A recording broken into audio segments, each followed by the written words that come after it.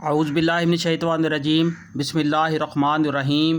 سورہ فاطر مکی، آیات 38 تا 45، رکوع 5۔ بے شک اللہ آسمانوں اور زمین کی ہر پوشیدہ چیز سے واقف ہے، وہ تو سینوں کے چھپے ہوئے راز تک جانتا ہے۔ وہی تو ہے جس نے تم کو زمین میں خلیفہ بنایا ہے۔ اب جو کوئی کفر کرتا ہے اس کا کفر کا وبال اسی پر ہے، اور کافروں کو ان کا کفر اس کے سوا کوئی ترقی نہیں دیتا کہ ان کے رب کا غضب ان پر زیادہ سے زیادہ بھڑکتا چلا جاتا ہے۔ کافروں کے لیے خسارے میں اضافے کے سوا کوئی ترقی نہیں۔ اے نبی صلی اللہ علیہ وآلہ وسلم، ان سے کہو کبھی تم نے دیکھا بھی ہے کہ اپنے ان شریکوں کو جنہیں تم خدا کو چھوڑ کر پکارتے ہو، مجھے بتاؤ انہوں نے زمین میں کیا پیدا کیا ہے یا آسمانوں میں ان کی کیا شرکت ہے؟ اگر یہ نہیں بتا سکتے تو ان سے پوچھو کہ ہم نے انہیں کوئی تحریر لکھ کر دی ہے جس کی بنا پر یہ اپنے اس شرک کے لیے کوئی صاف سند رکھتے ہیں؟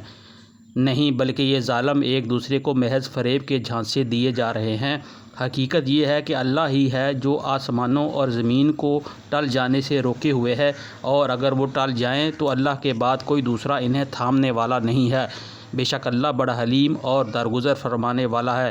یہ لوگ کڑی کڑی قسمیں کھا کر کہا کرتے تھے کہ اگر کوئی خبردار کرنے والا ان کے ہاں آ گیا ہوتا تو یہ دنیا کی ہر دوسری قوم سے بڑھ کر راست رو ہوتے۔ اگر جب خبردار کرنے والا ان کے ہاں آ گیا تو اس کی آمد نے ان کے اندر حق سے فرار کے سوا کسی چیز میں اضافہ نہ کیا۔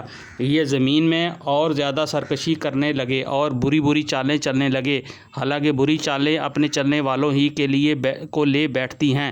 اب کیا یہ لوگ اس کا انتظار کر رہے ہیں کہ پچھلی قوموں کے ساتھ اللہ کا جو طریقہ رہا ہے وہی ان کے ساتھ بھی برتا جائے؟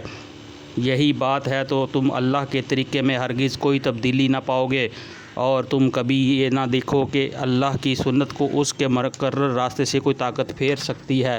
کیا یہ لوگ زمین میں کبھی چلے پھر نہیں ہیں کہ انہیں ان لوگوں کا انجام نظر آتا جو ان سے پہلے گزر چکے ہیں، اور وہ ان سے بہت زیادہ طاقتور تھے۔ اللہ کی کوئی چیز عاجز کرنے والی نہیں ہے، نہ آسمانوں میں اور نہ زمین میں۔ وہ سب کچھ جانتا ہے اور ہر چیز پر قدرت رکھتا ہے۔